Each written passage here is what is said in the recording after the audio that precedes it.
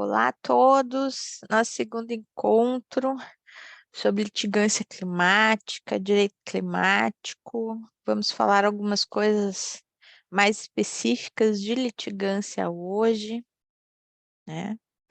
Mas antes eu queria ler para vocês, estão chegando aí, um, um trecho de uma ação muito famosa nos Estados Unidos, que é a Juliana versus Estados Unidos, né? Ela ainda não foi julgada, ela foi ajuizada uns 5 anos, 4 anos, 5 anos, e ainda não teve sua resolução final. Ela é composta por um grupo de crianças, dentre elas a Juliana, que é filha de um climatólogo muito famoso, é neta de um climatólogo muito famoso da NASA, o Hazen.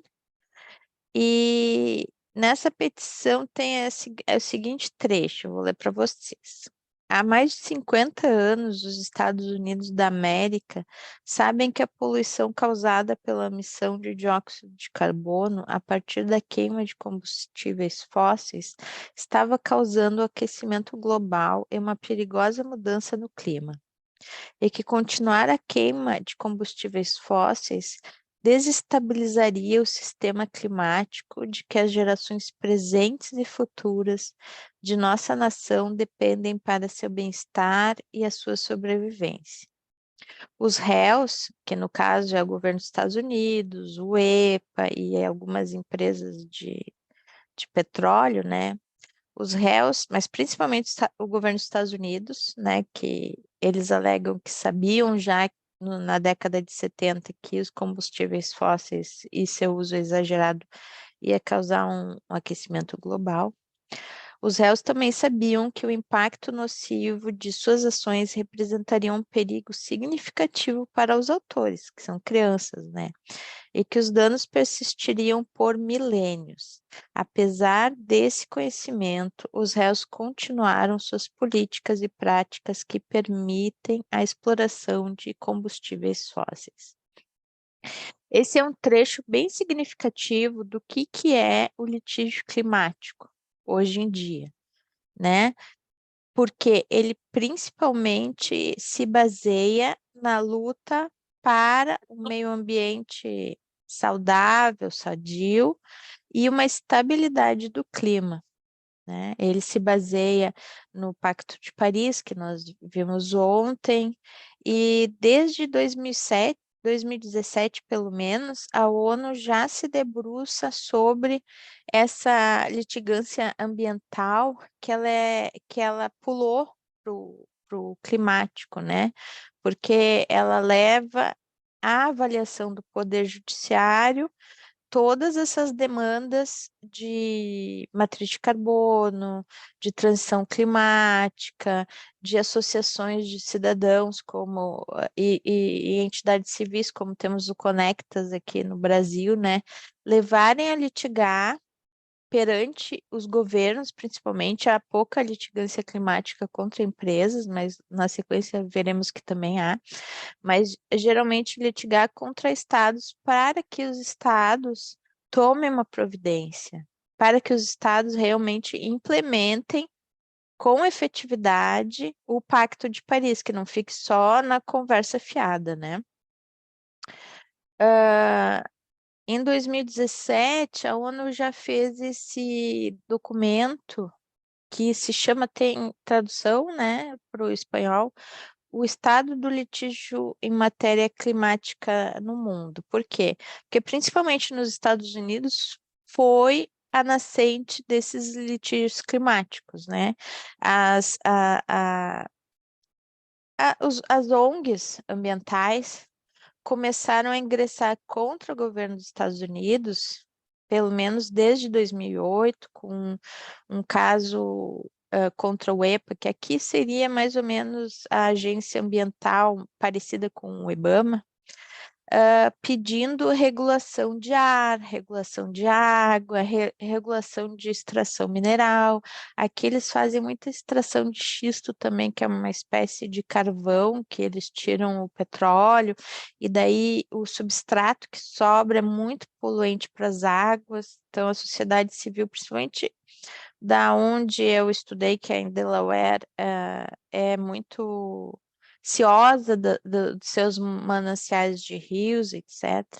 Então, a ONU começou a ver que toda essa litigância ambiental e climática estava nascendo, né? E no ano de 2017, nesse report, ela falou que já tinham sido ajuizadas 654 ações nos Estados Unidos e 230 ações nos demais países. E que mais ou menos em 2005, 2017, não, 2017, 2012, não, 2015, já havia 500 ações ajuizadas nos Estados Unidos. E que em 2021 havia 1.200 litígios no mundo todo. Aqui no Brasil, tínhamos poucos litígios climáticos. Até 2017 não tínhamos nada. Depois foi entrando aos pouquinhos, né? Nos últimos 3 anos é que tivemos um aporte maior de ações climáticas no judiciário brasileiro, mas não passam pelo sistema do CNJ, que gerencia essas ações, que é chamado JusClima, mais ou menos 30 ações. Então, o que é uma litigância climática? Quais são os contornos como é que a gente sabe que uma ação é uma litigância climática ou não, né? A ONU dá alguns paralelos, geralmente tem o nosso banco de dados, que é esse do CNJ, o JusClima, tem um banco de dados que é de uma universidade de Londrina, e tem um outro banco de dados que é o Sabin Center, que congrega também várias ações no mundo todo. E eles usam essas características que a ONU enumerou, né? As principais características elas são baseadas em sua maioria na entrada em vigor do Pacto de Paris. Então, elas geralmente falam desses compromissos nacionais que nós vimos ontem, né? Os compromissos nacionais de cada país em diminuir a sua emissão de gases de efeito estufa. Geralmente são cidadãos ou ONGs que entram contra os seus governos para restaurarem o meio ambiente e possibilitarem, principalmente, que as gerações futuras recebam o ambiente próspero à vida e próspero às atividades humanas que nós recebemos, né? São ações muitas vezes formuladas com a alegação da doutrina do fideicommício ou da confiança. Por quê? Depois eu vou explicar para vocês um pouco mais detidamente. Mas aqui nos Estados Unidos não existe a nossa Constituição e a nossa legislação de direito difuso, né? Nós temos toda uma legislação que propicia que ou MP ou um partido político, etc., entre em nome de um direito difuso, como é o direito, um dano ambiental, ingresse com uma ação, ou no Supremo, ou no juiz, com uma ação civil pública, porque a nossa legislação processual e a nossa Constituição permitem isso. Os Estados Unidos não têm na sua Constituição um artigo específico, como a gente tem na nossa Constituição, no 228, de proteção ao meio ambiente. Algumas constituições estaduais deles têm essa defesa do meio ambiente, mas essa emenda verde, que a gente chama no mundo todo, não é muito comum nas constituições do mundo. Agora estão mais em voga, os parlamentos estão colocando, né? Então, quando não tem claramente na Constituição de um país que tem essa defesa do meio ambiente, a gente usa uma doutrina muito antiga, que vem lá do direito romano, que é do fideicomisso, a doutrina da confiança, que diz que nós confiamos que vamos receber o ambiente sadio em nome do Estado. É uma doutrina que remonta bem ao direito civil antigo, né? Que nós vamos ter a confiança que vamos ter o dano refeito, quem provocou o dano vai refazer, mas é que é uma coisa bem mais difícil processualmente de ir em frente do que o nosso direito processual. Então, o que acontece? Apesar dos Estados Unidos já em 2017 terem mais de 1.000 ações de contexto climático, elas acabaram não dando em nada. A Juliana está parada porque o tribunal não sabe se ela vai para frente ou não, porque eles têm uma série de pendências processuais assim que não vão para frente justamente porque é difícil configurar o dano. Eles querem que configure o dano para entrar com a ação. Só que um dano climático é às vezes de difícil configuração, né? A ONU colocou todo um painel dizendo que já estamos em dano climático, mas os tribunais ficam reticentes.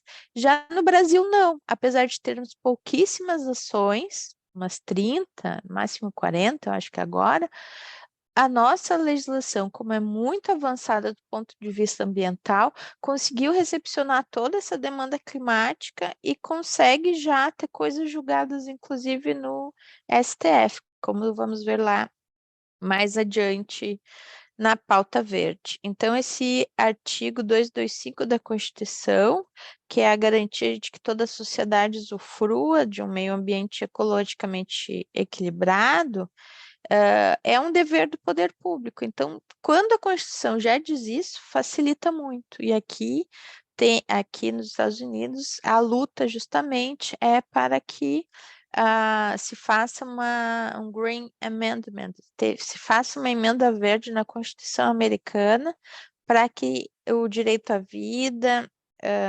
seja resguardado. Lembrando que no ano passado a ONU colocou o direito ao meio ambiente saudável e sustentável como um direito humano, ou seja, eu interpreto que, como a ONU colocou na sua Declaração de Direitos Humanos que o direito ao meio ambiente é um direito saudável e sustentável, é um direito humano, isso introjeta em todos os países que são signatários do Tratado de Direitos Humanos da ONU, né? Mas não é a interpretação que a Suprema Corte americana tem. Vamos adiante. Então, surgiu, desde 2017, pelo menos, quando a ONU visualizou que estava tendo bastante esta demanda específica da sociedade civil entrando contra governos para questionar parâmetros do Pacto de Paris, se começou a chamar isso de constitucionalismo ambiental global, ou seja, várias ações climáticas começaram a ter a sua jurisprudência, né? E a partir disso, juízes da Argentina, por exemplo, estavam usando a jurisprudência climática que foi feita na Holanda. Por quê? Porque como são verdades científicas universais, o clima, o IPCC, que é um relatório de mais de 30.000 cientistas para a ONU que dizem que realmente as mudanças antropomórficas ou do antropoceno no clima geraram esse aquecimento, se considera que uma verdade científica é uma verdade universal, né? A Terra é redonda, lamento informar, mas a Terra é redonda e o clima é um só dentro dessa Terra redonda. Então, por ser uma verdade universal e por também se tratar de tratado que vem da ONU, né, e de tratados internacionais sobre o clima, como é o Pacto de Paris, os juízes começaram a adotar a decisão dos outros, né? O Tribunal Constitucional da Holanda começou a citar alguma decisão interlocutória do Juliana. E assim foi se construindo o que hoje se chama constitucionalismo global, climático ou ambiental. Isso existe tanto no direito ambiental quanto existe no direito climático. Lembrando que não são a mesma coisa, né? O direito climático ele é muito mais abrangente do que o direito ambiental.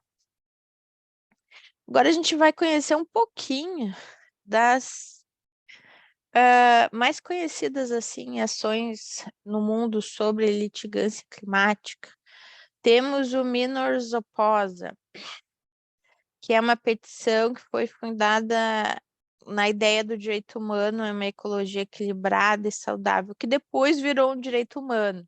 Mas quando as Filipinas entraram nas Filipinas, se entrou na Suprema Corte da Filipinas, que já tem coisa julgada disso, era uma novidade, né? E por que que se usa tanto a conexão entre direitos humanos e direito climático?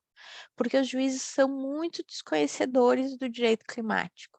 É mais fácil convencer um juiz dizendo que o direito climático é um direito ao direito humano, à dignidade de um meio ambiente saudável, etc., do que dizer de um Pacto de Paris ou de o IPCC, que é uma coisa mais distante. Então, as primeiras decisões que foram vindo das Supremas Cortes Mundiais tinham essa conexão de que o equilíbrio do clima, o não aquecimento exagerado e se evitar esse impacto avassalador, que seria um aquecimento demasiado, principalmente para países como as Filipinas, que são insulares, né? Era um direito humano. Depois temos algumas ilhas da Austrália, e até temos agora, eu não coloquei aqui no nossos slides, mas temos uma ilha insular que pediu para a ONU fazer uma.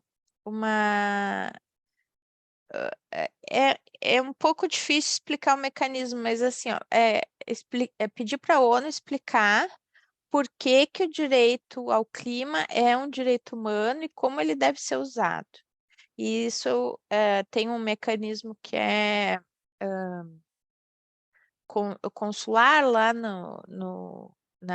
na ONU, mas que está todo mundo esperando com expectativa como a ONU vai fazer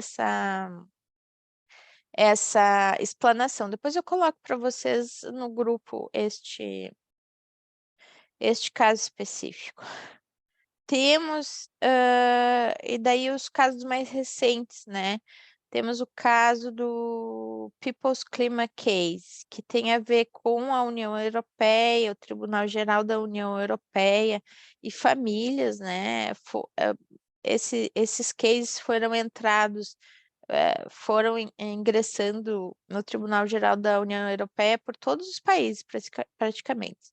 Essas ONGs possuíam membros em Portugal, Alemanha, França, Itália, e geralmente congregavam pessoas que viviam do clima, ou pescadores que estavam perdendo os seus cardumes pelo aquecimento, ou pequenos agricultores que, por exemplo, a safra de uvas ou a safra de olivas não estava mais tendo o mesmo rendimento devido ao aquecimento, e principalmente em Portugal, que é um caso paradigmático, porque de tão seca a terra, teve tantos incêndios que as pessoas que eram agricultores perderam tudo. Então, essas crianças se uniram aos seus pais e ingressaram no Tribunal Europeu pedindo que a Europa fosse mais ambiciosa na sua regulamentação. Temos uma reclamação perante a ONU contra o Brasil, entre elas que entrou também a Artemisia Chacriabá,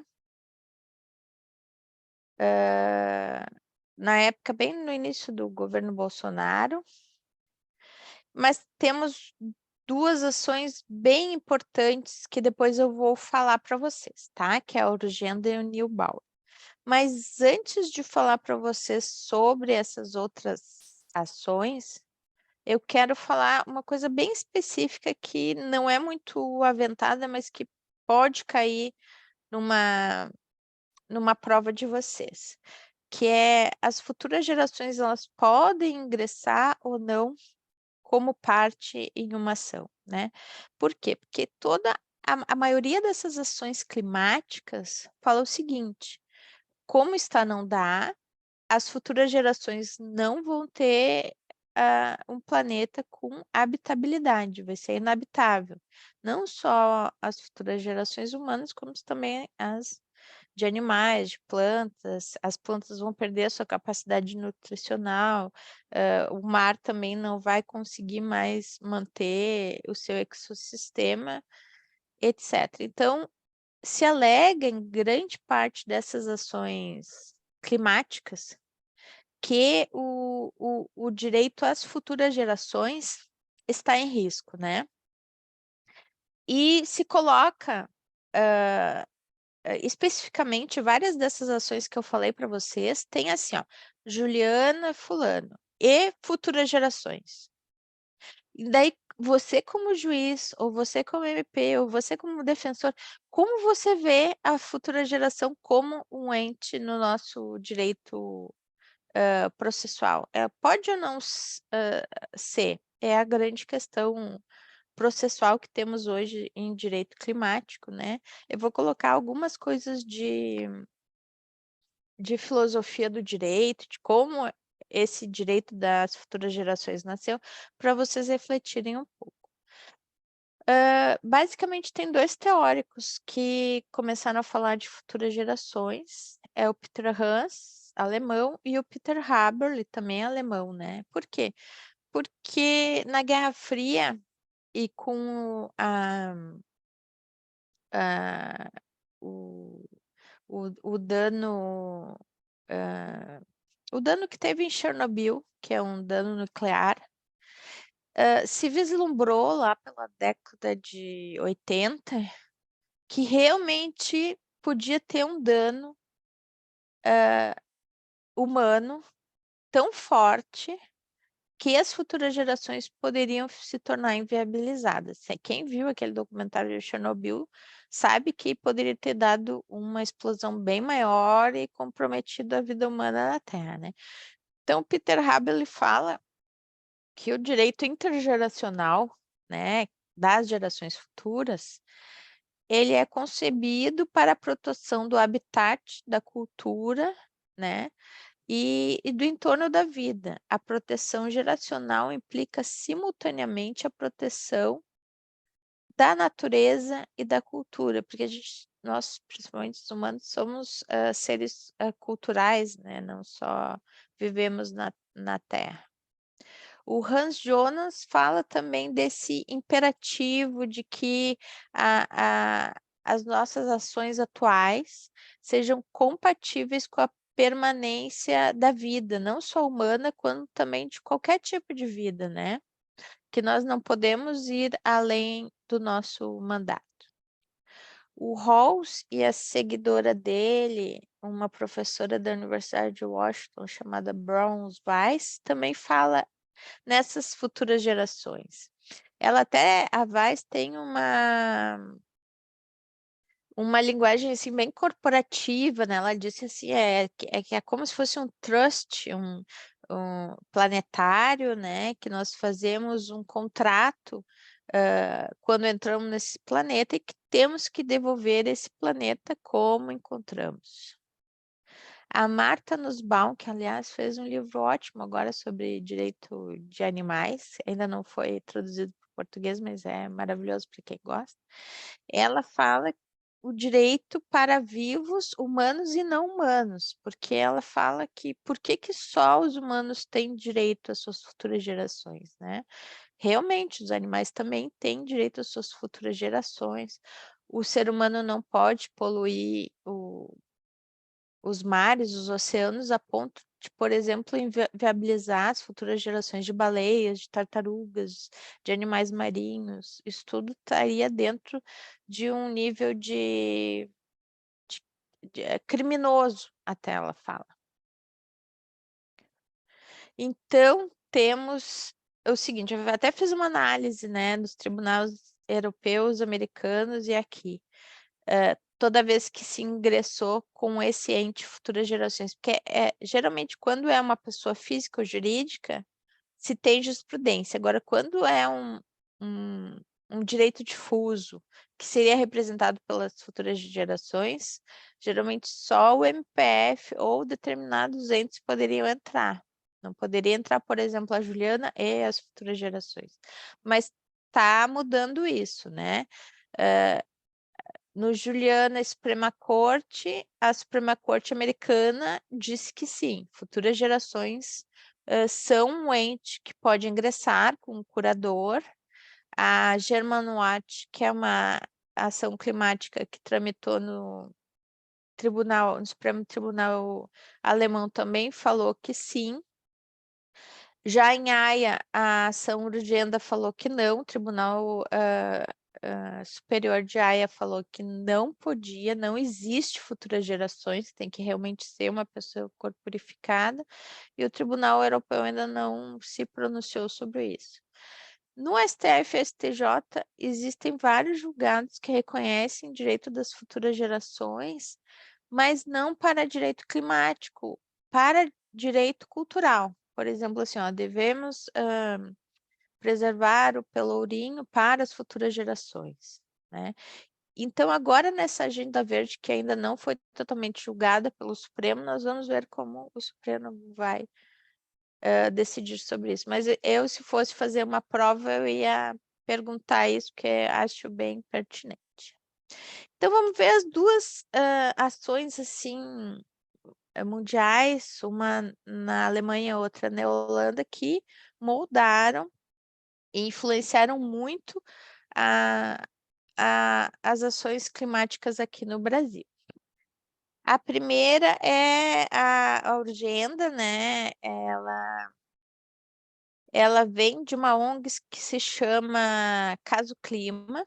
É uma ONG que entrou com essa ação com 886 demandantes individuais e as gerações futuras, né?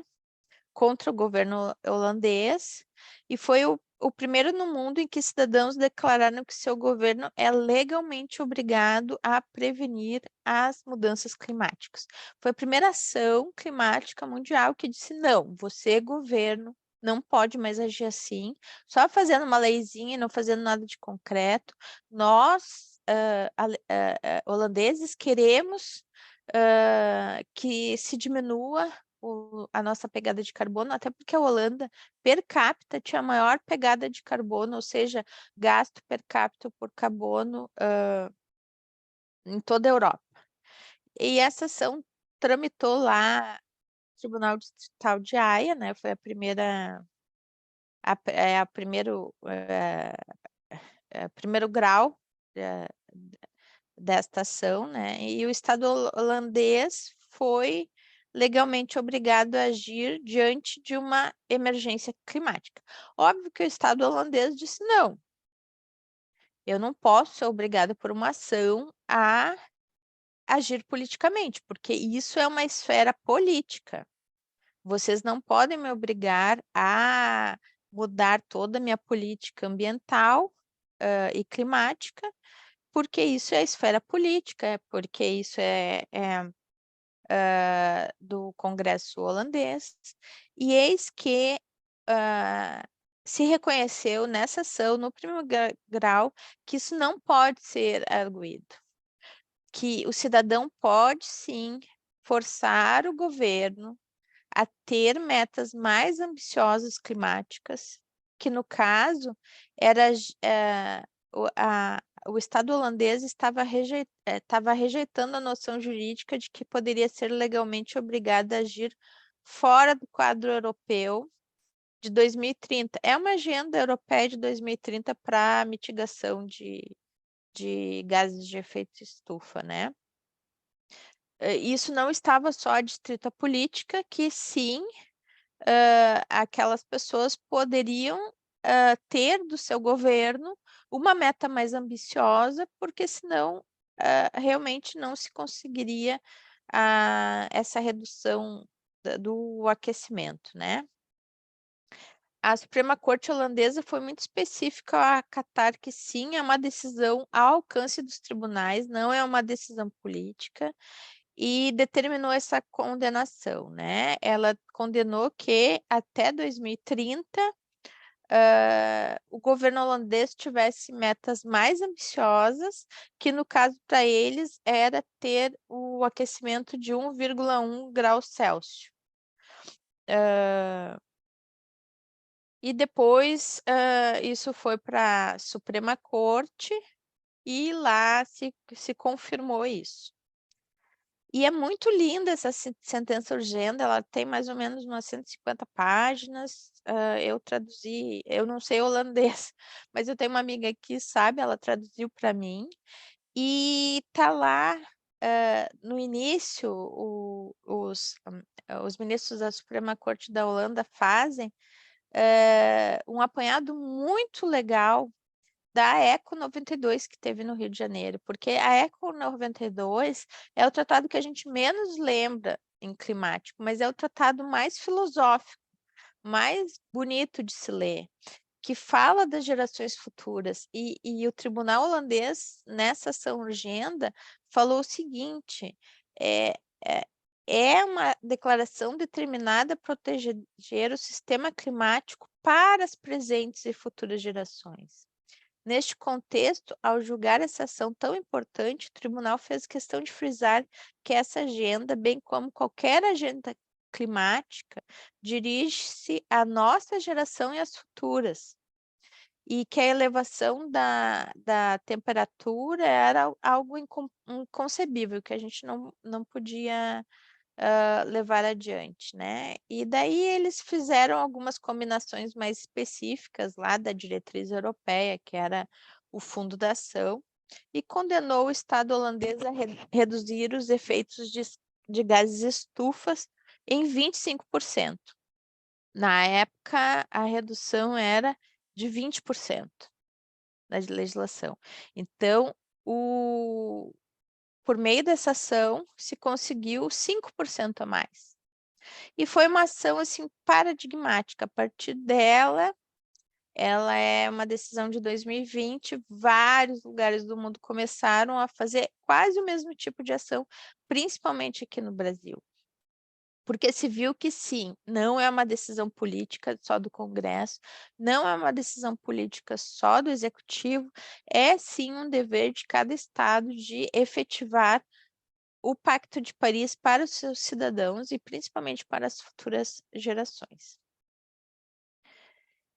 E depois nós temos outra ação bem paradigmática também, que é a Neubauer. Ela é uma organização de crianças, né? E tem um pano de fundo parecido e ao mesmo tempo um pouco diferente com a Urgenda, porque fala mais nesse contrato social e no contrato geracional, até porque o direito intergeracional, né, em tudo no direito se pensar também nas futuras gerações, nasceu muito na Alemanha. Então, nessa ação Neubauer, também o governo alemão, é uma ação que eu também traduzi, ela deve ter umas 200 páginas, ela é muito citada aqui no país, inclusive por votos agora da Agenda Verde do STF, e fala desse contrato geracional que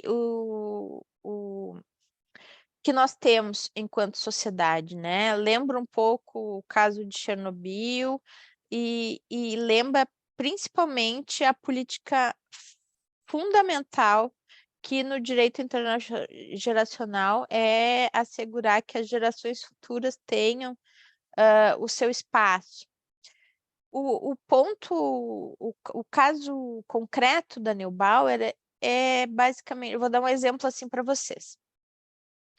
A ação inicial diz o seguinte: nós somos a geração que nasceu em 1980, a maioria dos autores da Neubauer, 1000 e poucos autores, são bem jovens.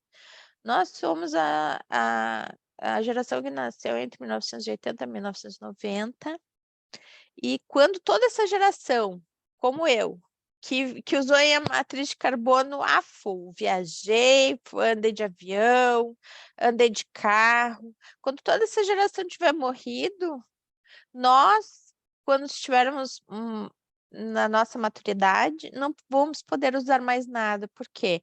Porque como tem essas metas de carbono, lá por 2030, 2045, eles verificaram que eles não poderiam mais nem viajar de avião, porque a emissão do avião não estaria mais comportada na emissão do país.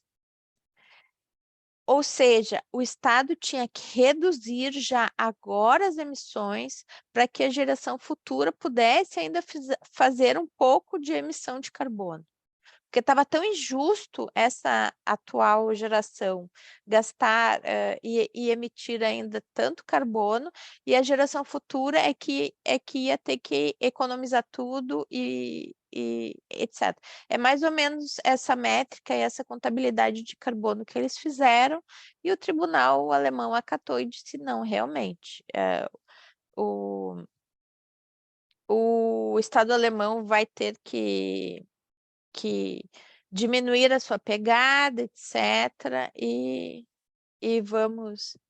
E fez essa métrica de que realmente tem que se reduzir, e fez uma redução até um pouco mais ambiciosa que o governo holandês fez.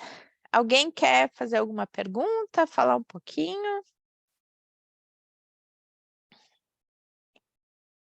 eu não peguei água hoje.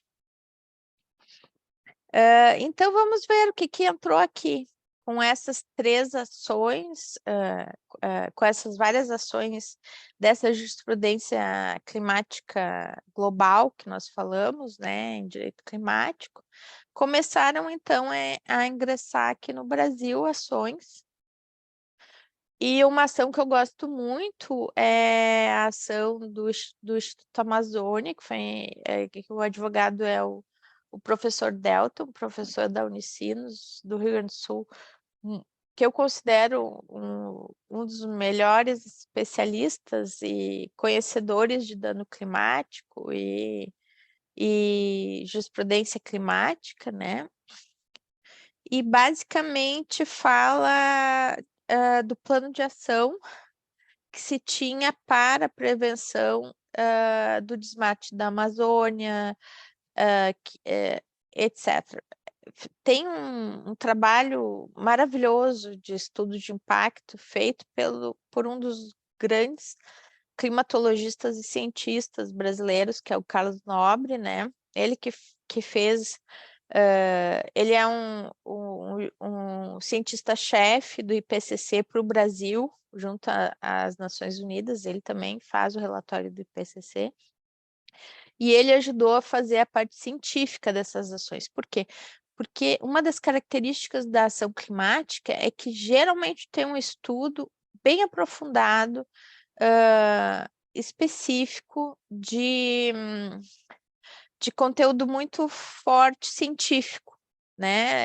É como se fosse assim: nós vamos preparar essa ação, mas antes vamos ter que mostrar toda a ciência base que temos que demonstrar para o juiz de que essa ação realmente vai ter impacto no clima, vai ter impacto na contabilidade de carbono, etc., para o Pacto de Paris.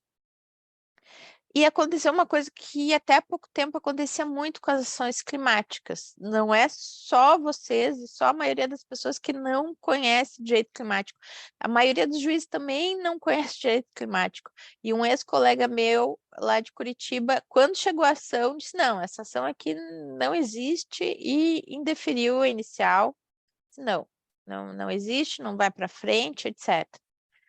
E aí que tem um voto magistral da desembargadora Vânia Hack dizendo nós temos que ver de uma forma diferente as ações climáticas. Ela não é uma ação normal, partes normais. Por quê? Porque lá no meio sempre vai ter esse ente das futuras gerações.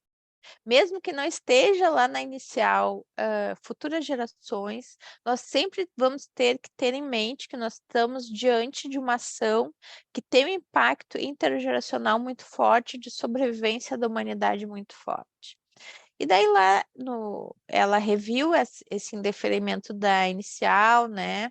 E falou que não, realmente o desmatamento está acima da meta, que isso pode ser revisto pelo judiciário, e deu essa tutela de urgência para não se evitar o dano climático, né? Eram algumas tarefas do antigo IBAMA, etc. E a ação ainda está tramitando. Infelizmente, quando voltou agora para Curitiba, ainda não teve nenhuma liminar. A ação é de, deixa eu ver aqui, 2021. Ou seja, quando a gente passa de juiz para advogado, a gente entende todo o, o desespero dos advogados, né, que entram com uma ação em 2021, tem a sua inicial indeferida. Há 2 anos atrás foi julgado no TRF essa inicial, que ela tinha que tramitar, e ainda não tem nada de liminar. Ou seja, o judiciário tem que fazer um meia-culpa de que às vezes ele não está funcionando. Ele às vezes é um entrave assim, para a sociedade, porque já deveria ter pelo menos uma análise inicial aí. Outro caso paradigmático, e agora vem não contra o Estado, mas contra uma empresa, é o BNDES da Conectas, né? Eu vou falar um pouco dele, mas antes eu vou falar de uma ação também muito importante que tramitou na Holanda, que é a Mille Defense versus a Shell.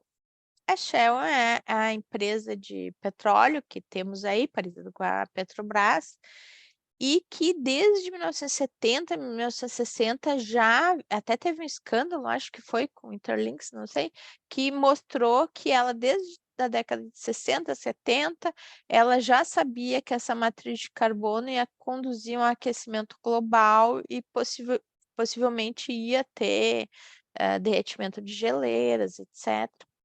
E ela não fez nada, ela cobertou isso. O que fizeram essa ONG, né? Essa ONG diz, não, a Shell, como empresa privada, a vida toda ganhou royalties, ganhou dinheiro, ganhou bilhões, trilhões, e agora ela vai ter que pagar para o governo holandês e para os governos de todo mundo o que ela usou do bem natural, clima, porque, de certa forma, ela, entre aspas, estragou com a sua opção pela matriz de carbono o clima estável que nós temos, com uma emissão assim, gigantesca de carbono. E agora a gente retorna para aquele conceito que eu falei para vocês dos major carbon, ou seja, dos grandes emissores de carbono. Ou seja, a litigância climática hoje está se voltando contra os grandes emissores de carbono, as empresas privadas. E nessa pegada, a Conectas entrou contra o BNDES, que é o nosso banco de desenvolvimento, dizendo o seguinte: se o Brasil aderiu ao Pacto de Paris, qualquer banco que seja estatal, ou qualquer fazer que seja estatal, não pode mais financiar nada que tenha uso excessivo da matriz energética de de carbono, ou que seja contra a redução de níveis de gases de efeito estufa a que o Brasil aderiu, e as nossas notas determinadas, né, de redução que o governo fez. E é uma ação climática que é contra um ente, né? E ela teve tanto impacto no governo que hoje saiu uma resolução do Banco Central dizendo que não vai dar mais financiamento. Eu não sei se é do Banco Central, é do Banco Central, que não se pode mais dar financiamento para quem faz grilagem. Resumindo, assim, né? Não está assim na lei, mas não vai mais se dar financiamento para quem faz grilagem, não vai mais dar financiamento para quem não tem a posse justa. Ou seja, o Banco do Brasil está reconhecendo que nós temos, além da posse justa, a posse climática. Ou seja, que hoje o Estado brasileiro, quando vê um financiamento, quando vê um financiamento estatal, um financiamento particular, ele vai ter que também fazer esse filtro do Pacto de Paris, porque se nós não colocarmos esse filtro do Pacto de Paris para tudo que nós temos, a gente não vai conseguir alcançar essa meta como humanidade, como povo brasileiro.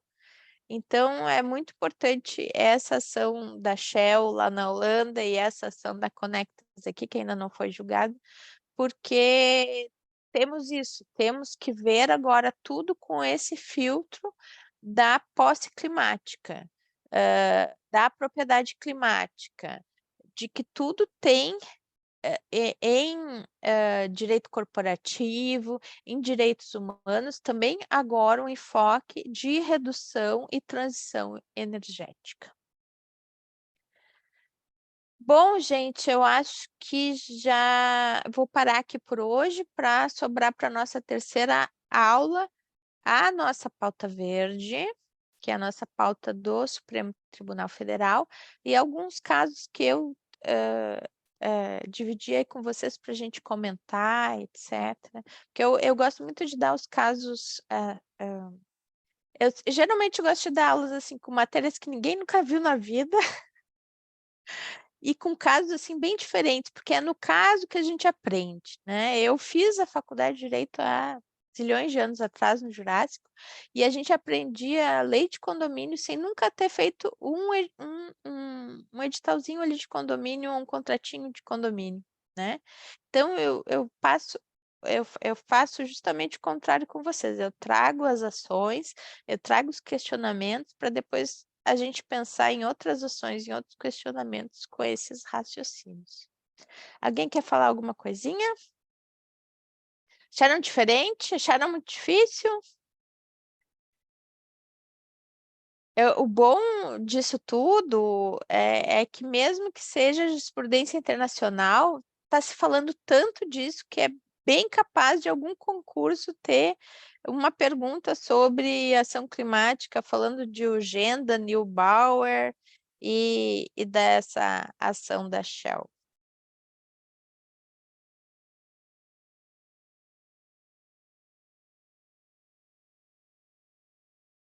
Tudo certo, então? Vamos encerrar por aqui hoje, já que ninguém tem dúvida.